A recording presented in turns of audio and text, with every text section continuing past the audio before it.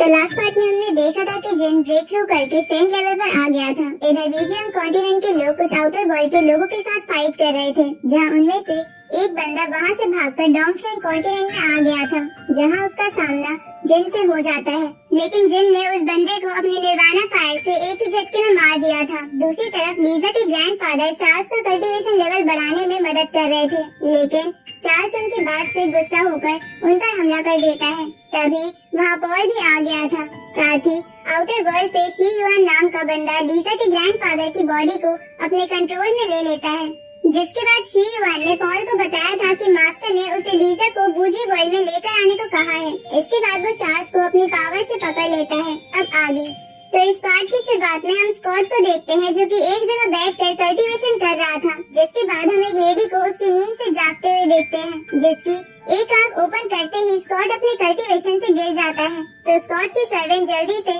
उसके पास जाकर उससे इस बारे में पूछती है, जिस पर स्कॉट उसे बताता है कि मुझे पता चल गया है कि आउटर वर्ल्ड का नेक्स्ट टारगेट डोंगशेंग कॉन्टिनेंट है, इसलिए हमें जल्द से जल्द डोंगशेंग कॉन्टिनेंट पहुंचना होगा।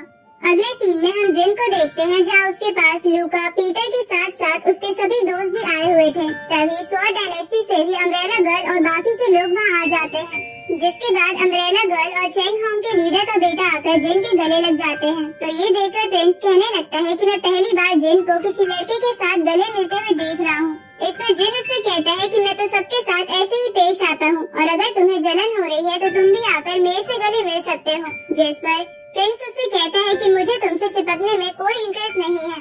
तभी वहाँ लीजा का ग्रैंडफादर भी फ्लाई करते हुए आ जाते हैं। तो उसे देखकर जिन उनसे पूछता है कि आप टेलीपोर्टेशन फॉर्मेशन को छोड़कर फ्लाई करते हुए यहाँ क्यों आए।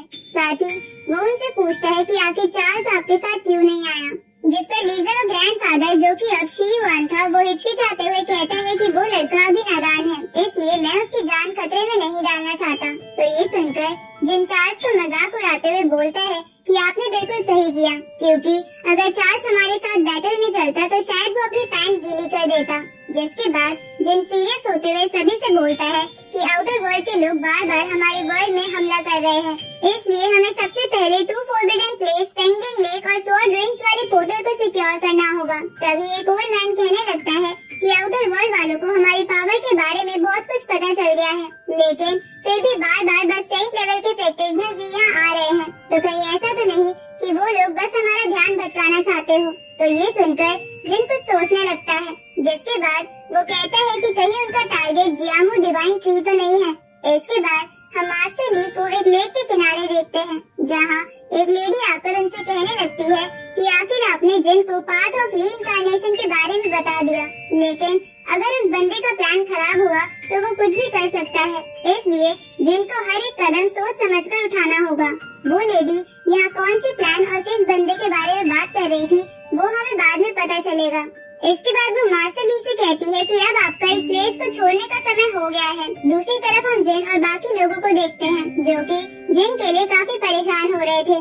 तभी अम्ब्रेला गर्ल कहने लगती है कि अभी तो बाकी के सेंट भी दूसरे फोरबिडन लैंड पर नजर रखने में बिजी हैं, और मुझे यकीन है आउटर वर्ल्ड वाले जिन को टारगेट जरूर करेंगे, इसलिए जिन की जान का सबसे ज्यादा खतरा है। जिसको सुनकर पीटर कहने लगता है कि एक गार्डियन हमेशा अपने मास्टर को प्रोटेक्ट करता है, इसलिए अगर मुझे अपनी जान भी देनी पड़ी फिर भी मैं जिन को कुछ नहीं होने दूंगा। तभी यहाँ जेनी की टीचर स्कॉट के साथ आ जाती है, जिसके बाद स्कॉट सभी को बताता है कि जल्द ही आउटर वर्ल्ड की तरफ से यहाँ एक बहुत बड़ा हमला होने वाला है, इसलिए हमें भी बैटल के लिए तैयार होना पड़ेगा।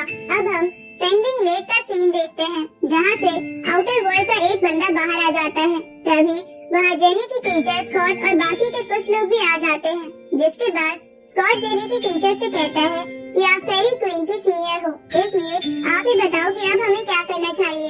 इस पर वो अपने लवर की स्पिरिट को बाहर निकाल लेती है, जिसे देखकर स्कॉट कहने लगता है कि स्वॉर्ड स्पिरिट की पावर भी सेंट लेवल वाली लग रही है। अब वो भी एक्साइटेड होते हुए अपनी फीनिक्स स्पिरिट को बाहर निकाल लेता है।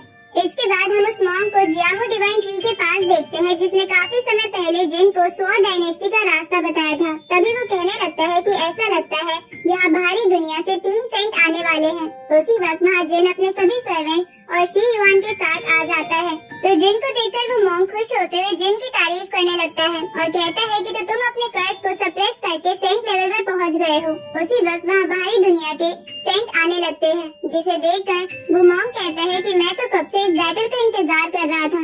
अब वो जियामू डिवाइन ट्री के अंदर एंटर कर जाता है, जिससे उस ट्री का साइज बढ़ने लगता है, जिसे देखकर निकी कहने लगती है कि तो क्या यही जियामू डिवाइन ट्री की असली पावर है, क्योंकि मैं बस इस ट्री के बगल में खड़े होने के बावजूद भी बहुत strong and pure heavenly energy को फील कर पा रही हूँ। तभी वो ट्री अपने एक ही अटैक में उन सेंट को उस वर्ल्ड में एंटर करने से पहले ही मार देती है। तो ये देखकर शी युआन चौंक जाता है।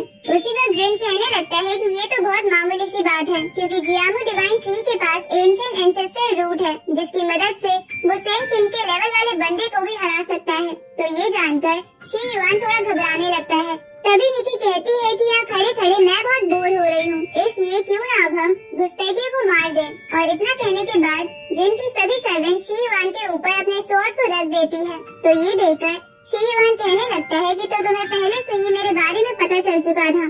उसी वक्त अम्ब्रेला गर्ल उससे पूछती है कि तुमने इनकी बॉडी को कैसे कंट्रोल में किया, जबकि इन्होंने तो सोल क्रीक वैली के बनाए पेस्ट को खाया भी नहीं था।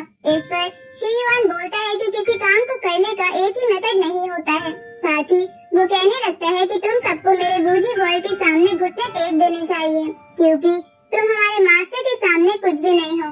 तभी जिन उस पर अपनी यांग फायर से हमला कर देता है, जिससे शी युआन तड़पने लगता है, जिसके बाद वो अपनी रेड एनर्जी को रिलीज करते हुए कहता है कि ये बॉडी बहुत ज्यादा वीक है, लेकिन मैं तुम सबको सबक जरूर सिखाऊंगा। अब इतना कहकर वो उस बॉडी को छोड़कर वहाँ से भाग जाता है।